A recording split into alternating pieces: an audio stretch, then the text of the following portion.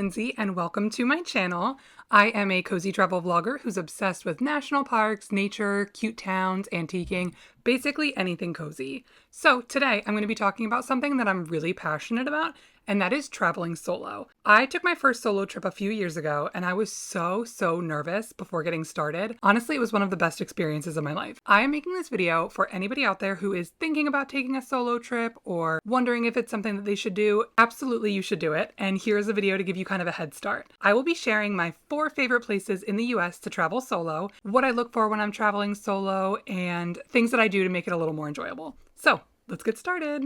The best part of traveling by yourself is that everything is about you, and not in like a selfish way. You get to decide your pace, you get to decide where you go, when you go there, what food you eat, what you listen to on the drive. There's so many little decisions that we make with others while traveling that you don't think about until you're doing it by yourself, and you have complete control. Traveling by yourself doesn't have to be lonely or isolating. It's a way to kind of figure out what you like when you're traveling, so that way when you're planning trips alone or with other people in the future, you know what to do. So here are the things that I look for when I'm traveling by myself. I'm always making sure the place I'm going has a lot to do. Touristy is a good thing when you're traveling by yourself, because if you're a tourist there, chances are there's other people that are tourists too. Even if you're somebody like myself who wants to take things slow while you're traveling, it's nice to have options. You always want to have some things you can do to keep your trip fun and enjoyable. I always try to make sure that the place I'm going is walkable or at least drivable. You never want to end up in a situation where you're in a new city, you're by yourself, you can't walk anywhere, and you can't drive either because the traffic is bad or you don't really feel comfortable driving in such a major city, and you don't want to have to rely on Uber. So a lot of the places I have on this list are either very accessible by car or totally walkable so that you can do everything by yourself. I'm also trying to think of places that are affordable. When you're traveling with other people, you can split costs, but when you're by yourself, it kind of all falls on you. So while not every single place on this list is super affordable, I did try to keep it in mind when putting things together. And finally, I'm always trying to look for places that are safe or at least have a big safe metro area or places with lots of people. Because when you're by yourself, you don't want to kind of feel like you're isolated or alone or in danger. You don't want to feel like that ever while traveling, but specifically when you're by yourself. So with all of that said, let's get started on my top 4 places to travel solo in the United States. Okay, so number 1 on my list is San Francisco, California. This was actually the first place I've ever traveled to by myself, and I had the best time. There's so many different iconic sites that you can see, and everywhere is packed with other people who are also seeing the sites, so you never feel out of place. It's very tourist friendly, and there's so many things that you can do that have other people there. My favorite part was taking the trolley ride. I sat on the trolley for some time, and then I also got the chance to stand up, and it really did feel like a roller coaster because you are going up and down, and it was crazy. I had a great time. I actually talked to the guy next to me for a while who moved to New York City, but he had lived in San Francisco for many years. It's a really great way to talk to people, get to know the people around you. I had a great time on the trolley rides. There's also the Alcatraz audio tour. Perfect solo activity because everyone's wearing headphones already. I walked the wharf. I went people watching. Something that I really love is collecting national park passport stamps, and I was able to get 2 while I was here. One at the San Francisco Maritime National Historic Park, and the other at the Golden Gate National Recreation Area. One thing I do not recommend: unless you're a serious biker, do not ride across the Golden Gate Bridge. I had the scariest experience. I just thought it would be like an easy thing, you know, sightseeing and just taking my time on my little cruiser bike. It was horrifying.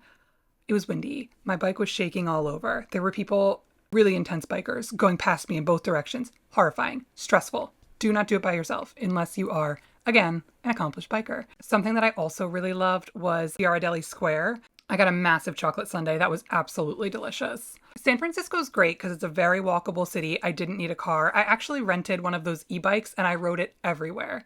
It wasn't just like you could bike everywhere. It was like biking actively added to the experience because the views were so beautiful, especially of the bay. I had a great time riding my bike all around the city. Overall, San Francisco is such a perfect place to travel solo. I had the best time. I felt safe the entire time, and I really enjoyed the sights and the scenery.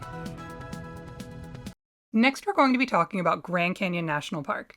This is a perfect spot for a nature trip without feeling totally isolated. It can be kind of intimidating to go into a national park by yourself, especially because you don't want to spend the entire time in isolation, but Grand Canyon is perfect for that.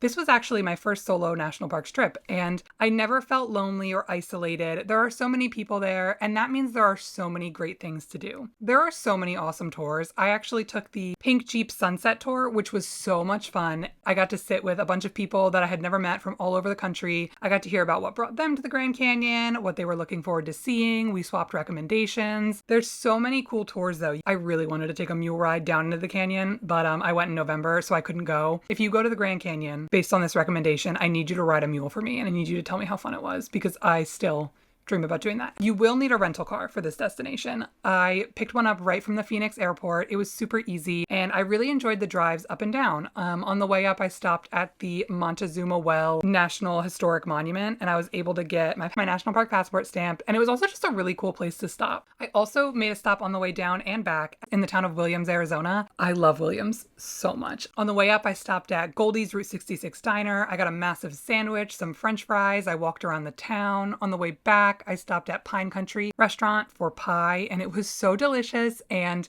the vibes were so cozy. It had a little gift shop attached. Williams, Arizona is like a total hidden gem on the way to the Grand Canyon. You can also take a train from Williams to the Grand Canyon. Grand Canyon is great for like a peaceful reset without going off the grid. I really enjoyed seeing the wildlife there. I was able to just wander. It's grand. It was the Grand Canyon. There was so much space to hike and walk, and you never felt lonely, but you also didn't feel like you were surrounded by people at all times. It was just a really wonderful place to travel for my first solo national parks trip, and I highly recommend it to anybody who loves nature, but also wants to feel safe and surrounded by other people.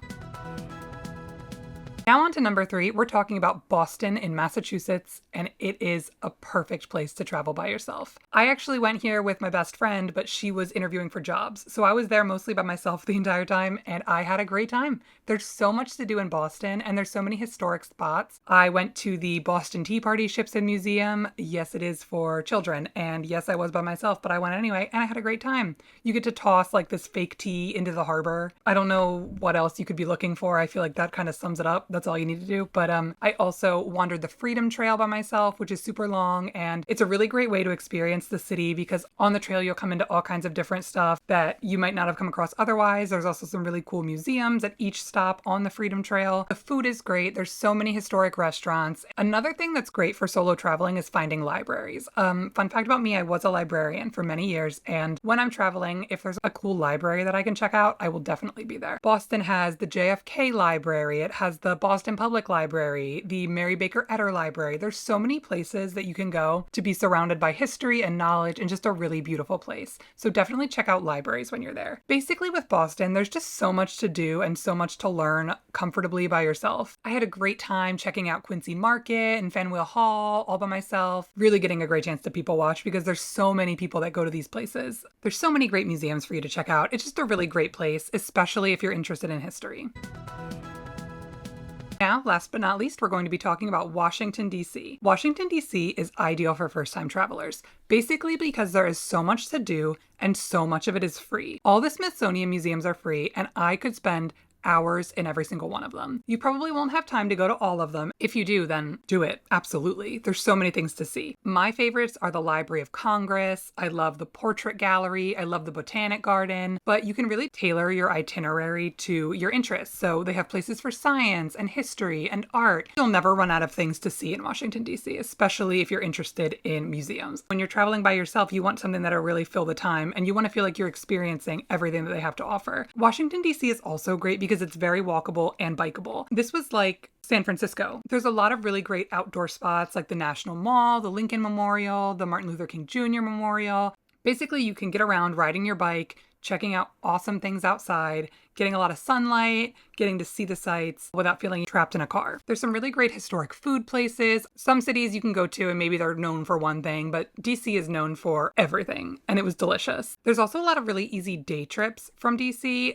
You can go to Arlington, you can go to Alexandria, you can take a ferry. It's a really great place to do a lot of different things. Overall, it's a great spot for solo travelers, especially if you're into museums or history. So, those are my top 4 favorite places to solo travel in the US. Remember that solo traveling means freedom, not loneliness. You don't have to worry about what anyone else wants to do. It's all on you. You get to move at your own pace. You get to do what you want. Just another bonus tip, always make sure you have podcasts or music or TV shows downloaded on your phone so that when you're spending time by yourself, you have something to listen to, or you don't have to listen to anything and you can just take in the sounds around you. Thank you so much for tuning into my video, and make sure to check out my other videos from vlogs from some of my past trips. Subscribe if you're into cozy travel content. I make videos, and I also can be found on TikTok at Places to Be with Lindsay. Let me know any places you plan on solo traveling or your favorite places you have been, and thank you so much for watching. Bye!